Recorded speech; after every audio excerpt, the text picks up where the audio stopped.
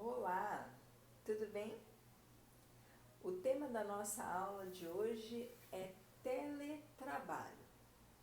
Se você quiser ter uma ideia do que é, basta que eu te fale o nome que a gente usa rotineiramente para esse tipo de execução de serviço: home office. Você conhece alguém que trabalha em casa para uma determinada empresa? Pois é desse tipo de relação de emprego que a gente vai conversar hoje. Olha só, a primeira grande questão que a gente precisa colocar quando se fala em teletrabalho é que ele, que também é chamado de trabalho em domicílio, não tem nada a ver com trabalho doméstico. O empregado em domicílio é aquele que exerce atividade preponderantemente fora do estabelecimento empresarial, do estabelecimento do seu empregador, geralmente na própria casa.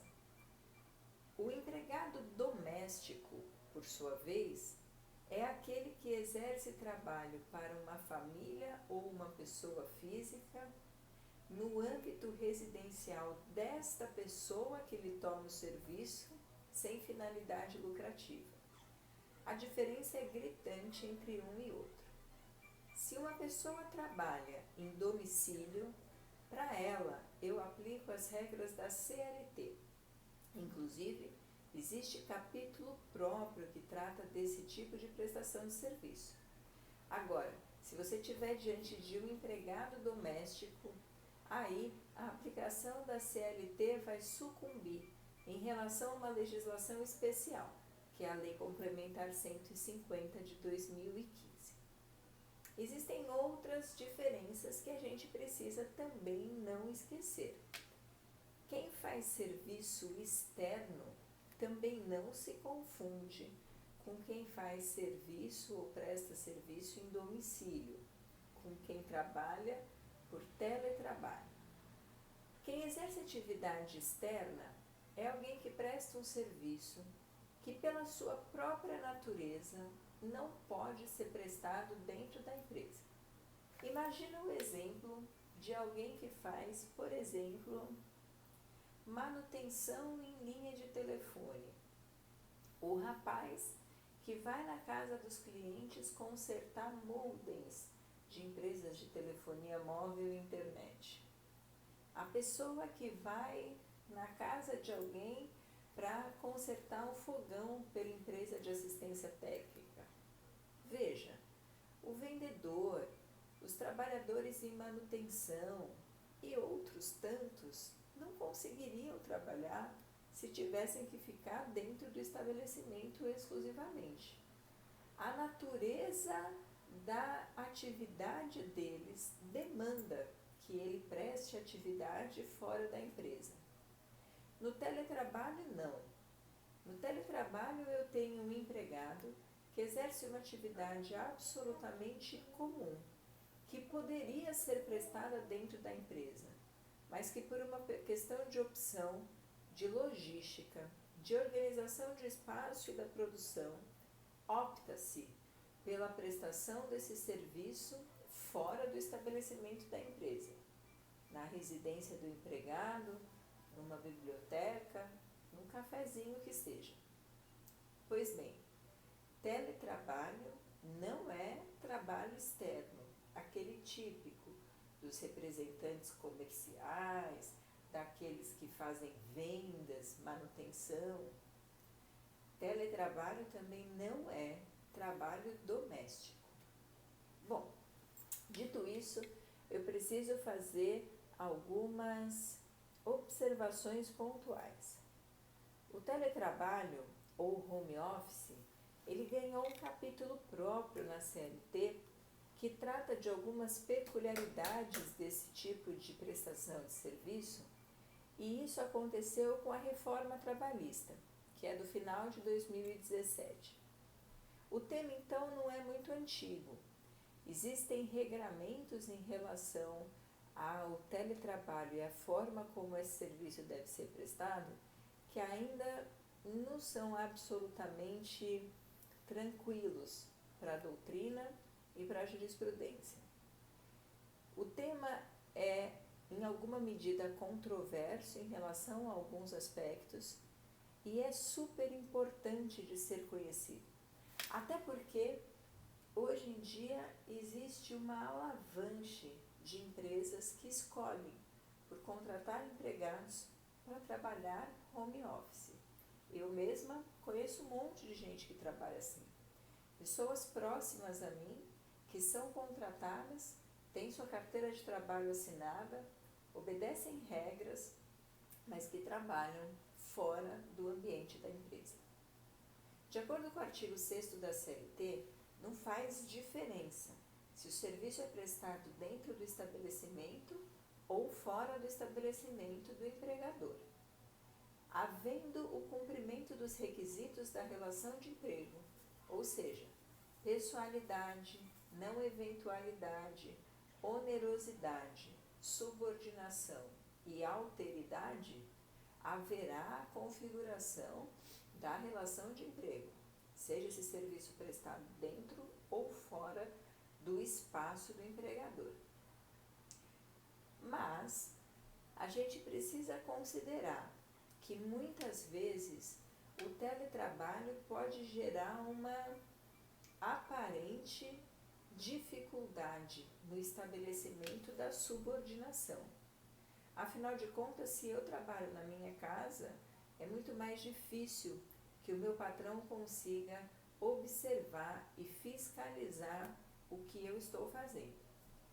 É por isso que a CLT determina que o teletrabalho é aquele prestado fora do ambiente da empresa com o uso de tecnologia, com o uso de equipamentos e mecanismos de informática que permitam, em alguma medida, a caracterização e a efetiva subordinação.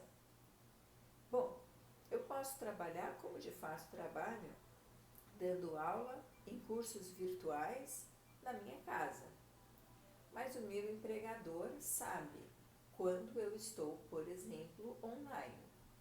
E na medida em que eu tenho o compromisso de entrar no sistema uma determinada hora e sair numa outra hora, é absolutamente possível que o meu patrão me fiscalize.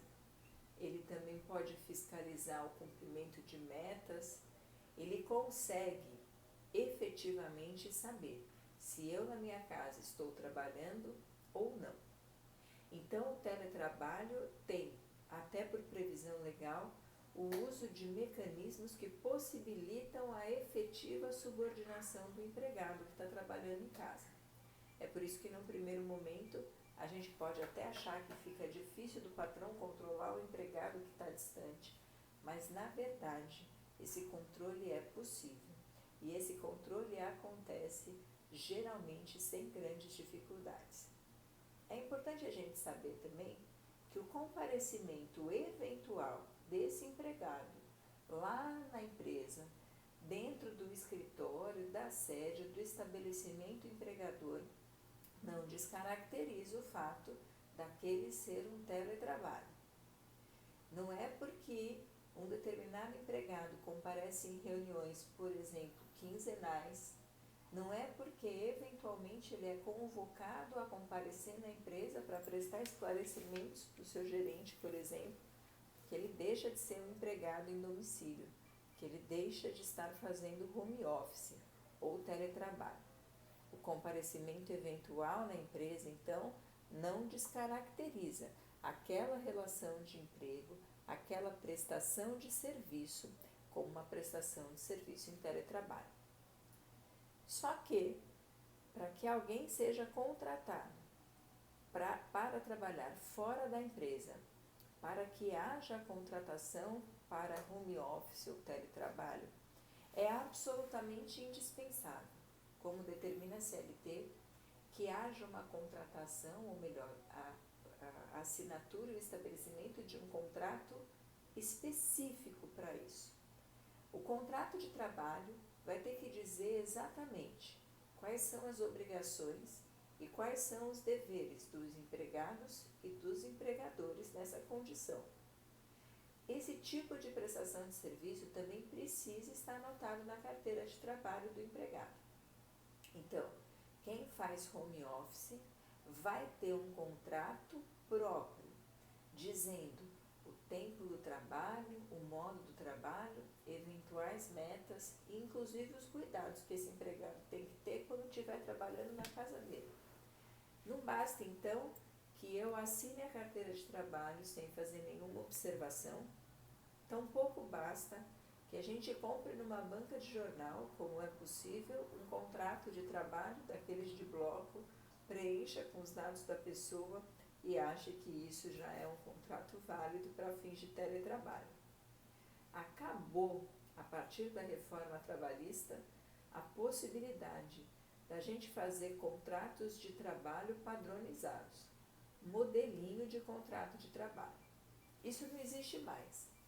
E, caso uma empresa faça isso, corre o grande risco de ter todas essas cláusulas discutidas numa eventual ação trabalhista. É absolutamente necessário e importante que a contratação observe certos requisitos. E a figura do advogado, nessa medida, é amplamente valorizada pela reforma trabalhista, já que agora, além de precisarem de advogados para defender os interesses em processos judiciais, também se faz absolutamente necessário que os advogados existam em uma fase pré-contratual. Os contratos e as determinações têm que ser feitas de forma segura. E no que tange ao teletrabalho, isso significa que deve ser feita uma contratação específica e que os termos do contrato de trabalho devem prever expressamente todas as condições do exercício daquela atividade. A gente também pode ter a situação em que o empregado ora era teletrabalho e depois passou a ser presencial, ou então se ele era presencial e passou a ser teletrabalho. A lei presume, em alguma medida, que é melhor para o empregado trabalhar na própria casa dele, trabalhar fora da empresa. É por isso que, quando a lei trata desse assunto de alteração do sistema ou do regime da prestação de serviço, a lei diz que se houver alteração de um trabalho que era presencial para um trabalho agora em domicílio, essa alteração pode ocorrer desde que haja mútuo consentimento, desde que as partes assim concordem. Agora, o contrário demanda alguns requisitos especiais. Entende a lei que você sair da possibilidade do teletrabalho e ter que trabalhar em outro local e ter que trabalhar na empresa pode ser em alguma medida menos vantajoso. É por isso que nesse caso de alteração, quando a pessoa exercia trabalho em teletrabalho, mas depois passou a ser um trabalho presencial na empresa, é importante que haja uma determinação patronal, na medida em que é mais difícil o consentimento, mas essa determinação precisa ser dada com antecedência mínima de 15 dias antes da modificação. E isso também deve estar expresso num aditivo contratual. Não basta, então, que haja uma alteração verbal, não basta que haja uma alteração irregular, no sentido de acontecer de fato, mas não estar devidamente documentada. Pois bem, ditas essas questões iniciais, as primeiras observações em relação ao teletrabalho, a gente precisa conversar sobre um ponto muito, muito importante no que diz respeito a esse tipo de prestação de serviço: jornada de trabalho.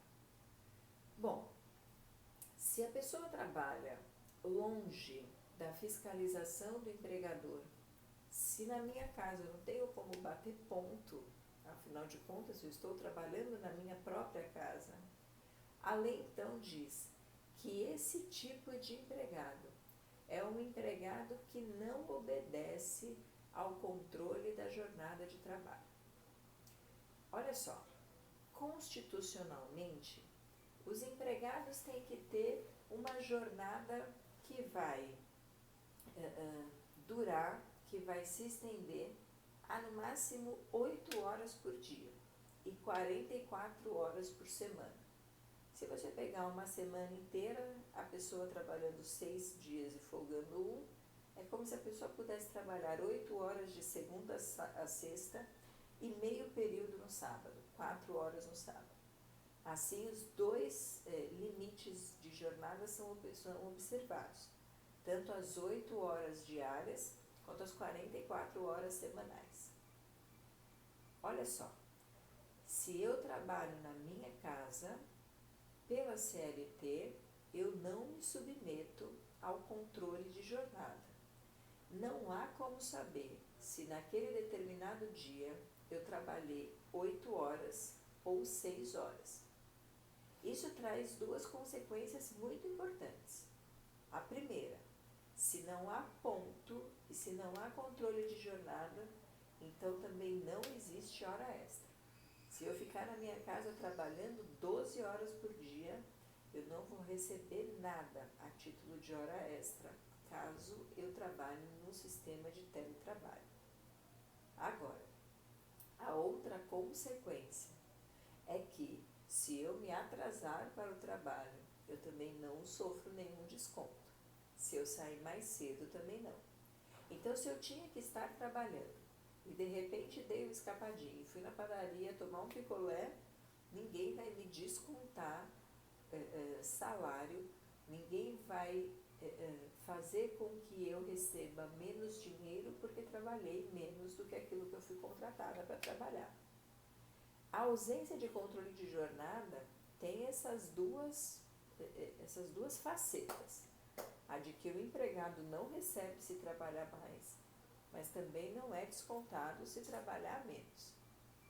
Só que a doutrina começa a dizer que, na medida em que a limitação de jornada é uma proteção, uma garantia constitucional, a interpretação da CLT em relação ao controle de jornada de quem faz teletrabalho tem que ser uma interpretação conforme a Constituição.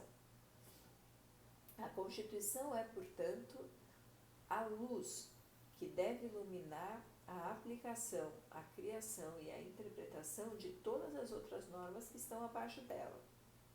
Nessa medida, a doutrina ou alguma doutrina defende, uma parte da doutrina defende, que não é possível que eu possibilite que empregados trabalhem em suas próprias casas sem que haja nenhum controle do tempo do trabalho deles. Sabe por quê? Porque existe uma tendência a um abuso na exigência de produção atualmente. Você provavelmente conhece alguém que trabalha em um grande banco, alguém que trabalha numa empresa multinacional, enfim, alguém que trabalha em alguma empresa que tem um sistema de metas.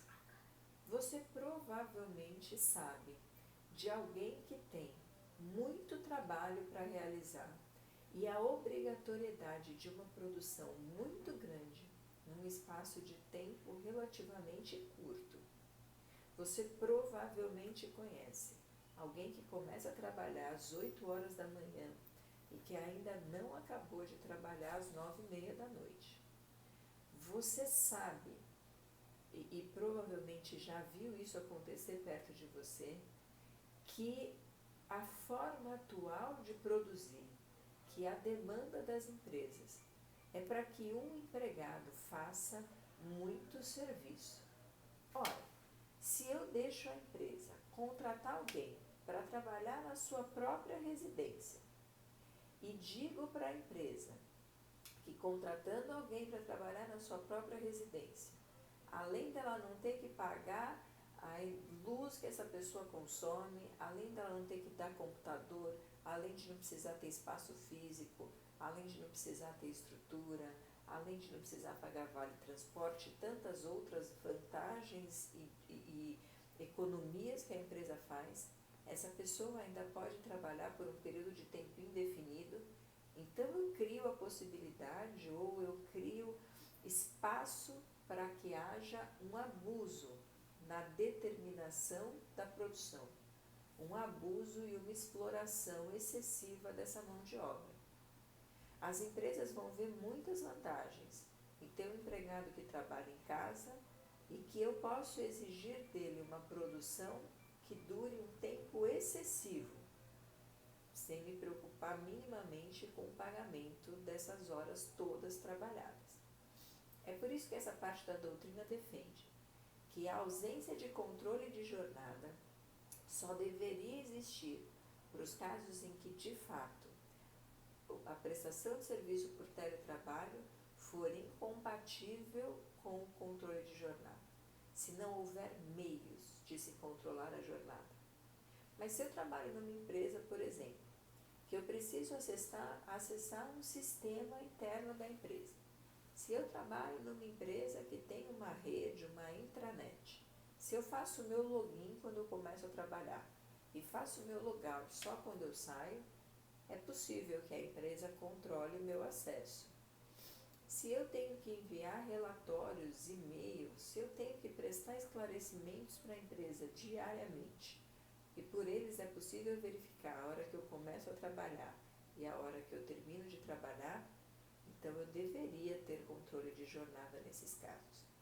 Pois bem, se a tecnologia, que é inerente ao teletrabalho, permite o controle do tempo da jornada, essa jornada, para uma parte da doutrina, deveria estar limitada ao tempo constitucional, no máximo 8 horas por dia ou 44 horas por semana, ok?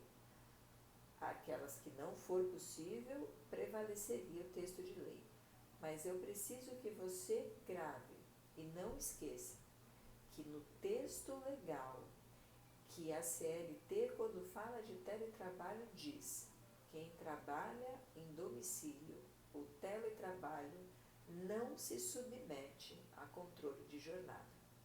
O resto é construção doutrinária, que pode encontrar algum respaldo na jurisprudência e de repente até virar uma consolidação de entendimento, um entendimento cristalizado.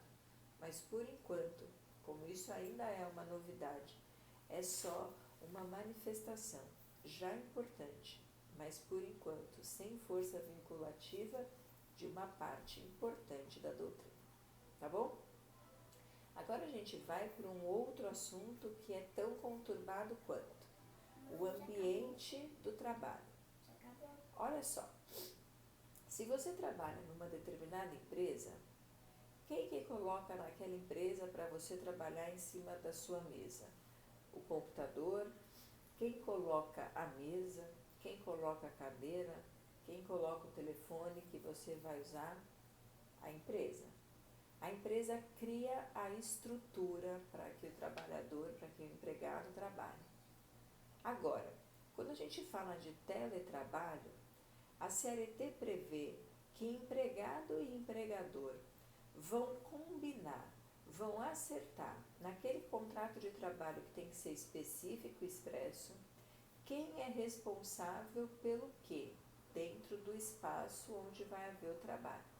E também quem é responsável pela manutenção desses equipamentos. Tudo que eventualmente o empregador der, então vamos supor que o patrão vai dar o computador, o patrão vai dar um telefone, o patrão vai dar a mesa, a cadeira, toda a estrutura. Tudo isso não configura, em hipótese alguma, salário. Ele não está pagando isso pelo trabalho que o empregado vai prestar. Ele está entregando isso para o empregado para que o empregado trabalhe. É uma condição do exercício daquela atividade.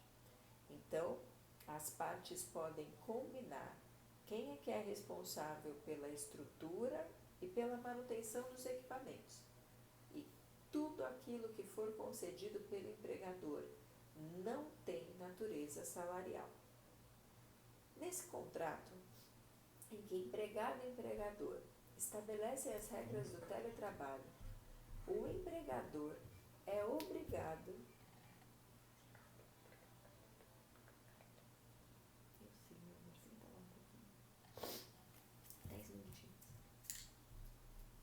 Desculpa.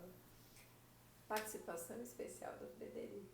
Amor da minha vida, né, Fredinho? Tá aqui esperando a mamãe dele.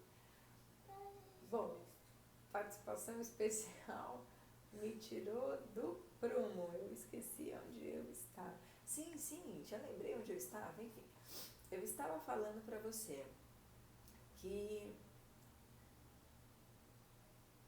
Esqueci.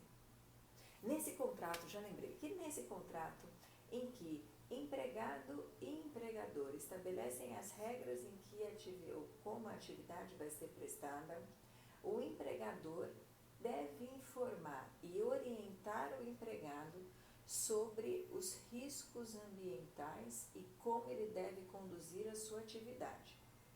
O empregado, por sua vez, vai assinar um termo de responsabilidade, atestando que teve ciência de como ele deve exercer a atividade dele e da forma como ele deve fazer isso rotineiramente para diminuir os riscos de acidente de trabalho ou os riscos de qualquer tipo de prejuízo para ele. Pois bem, a lei diz então que o empregador deve orientar e que essa orientação deve constar por escrita no contrato, sendo responsabilidade do empregado a assinatura de um termo de ciência dessa postura que ele deve adotar. Mas e se ele não fizer isso? Seria possível que se realizasse uma perícia, por exemplo, na casa do empregado? Porque, veja, se eu trabalho dentro de uma empresa e no meu trabalho eu fico em contato com qualquer agente nocivo à minha saúde ou à minha integridade física, eu posso demandar o pagamento de um adicional. Eu posso ser compensada por esse prejuízo. E sempre que eu fizer isso, eu vou precisar provar a existência desse agente agressivo por meio de uma perícia no lugar onde eu trabalhava.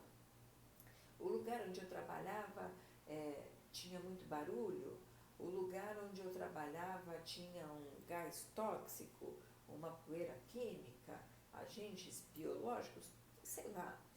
É a perícia técnica que vai dizer, indo no local que eu trabalhava, se aquele local é insalubre, perigoso. Agora, eu poderia pedir adicional se eu trabalho na minha própria casa? Eu poderia exigir a realização de uma perícia na minha própria casa?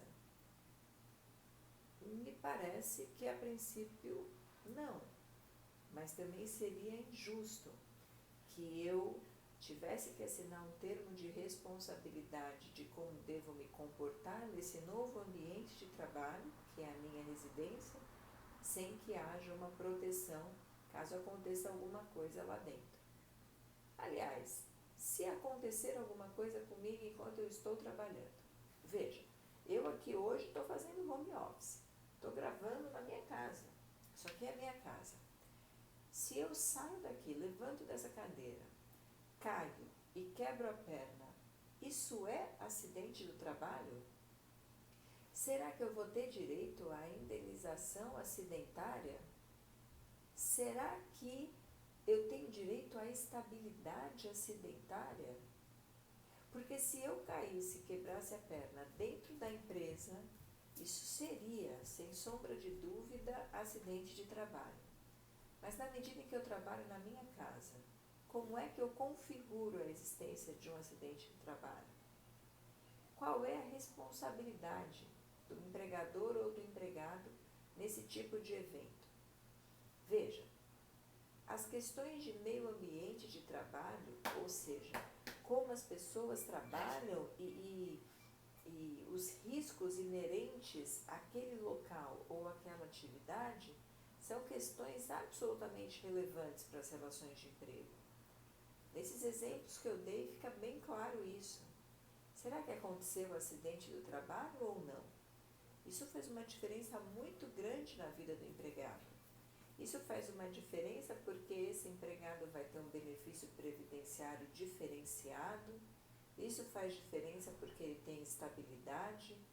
Isso faz diferença porque no tempo em que ele ficar afastado, por exemplo, esperando a perna dele que quebrou ficar boa, ele vai receber depósitos de fundos de garantia mesmo sem estar indo trabalhar. Agora, se não for considerado acidente de trabalho, esses direitos todos vão por água abaixo. Da mesma forma, se for considerado acidente de trabalho, a empresa é penalizada, justamente para que ela se sinta cada vez mais estimulada em criar um ambiente de trabalho, um local de trabalho e uma forma de atividade seguras. Então, essas questões relacionadas ao meio ambiente do trabalho, quem é responsável pelos equipamentos e pela construção da estrutura, como eu configuro o acidente de trabalho, seria possível eu pedir, demandar um adicional? Eu poderia realizar uma perícia dentro da casa do empregado? Como o patrão fiscaliza se o empregado está atendendo aquilo que lhe foi imposto na contratação como meios de trabalho seguro? Essas questões ainda são questões que não têm um tratamento nem doutrinário nem jurisprudencial definitivo. A CLT também não fala nada sobre isso. Na prática, o que a gente vê é que, por conta do texto da lei, vai existir uma dificuldade significativamente grande em se conseguir a proteção do empregado nessas condições. Então, me parece que é muito difícil que a gente consiga fazer uma perícia técnica na casa do empregado. Me parece que seria muito difícil a configuração de um acidente do trabalho quando a pessoa trabalha na sua própria residência, até porque a atividade profissional fica absolutamente misturada com a atividade pessoal. Então, se a pessoa está na cozinha porque foi beber uma água e escorregou, é muito difícil entender em que medida isso é algo que faz parte do trabalho, ela fez o intervalo dela e por isso que bebeu uma água, ou em que medida isso faz parte da vida cotidiana e pessoal que não tem relação nenhuma com o trabalho. Enfim, questões como essas e a questão do controle da jornada de trabalho ainda são assuntos cinzentos no que diz respeito ao teletrabalho. Mas o teletrabalho em si, você precisa conhecer. Corre nos 75 e seguintes da CLT e dá uma estudada neles. Com a reforma trabalhista, que inaugurou essa possibilidade de prestação de serviço mais amplamente e com o tipo de serviço que as empresas hoje em dia pedem para os seus empregados, o home office ou o trabalho em casa, em domicílio, está cada vez mais difundido. A chegar o momento em que as empresas vão enxugar o seu espaço ao máximo e provavelmente terão muito mais empregados trabalhando fora da empresa do que dentro do estabelecimento empresarial. É importante, então, que você saiba, conheça e se prepare para esse tipo de relação e de vínculo. Em relação a eles, com essas observações que eu fiz, a gente aplica a CLT normalmente. Não tem legislação específica para teletrabalho, ok? Eu espero que você tenha gostado da aula.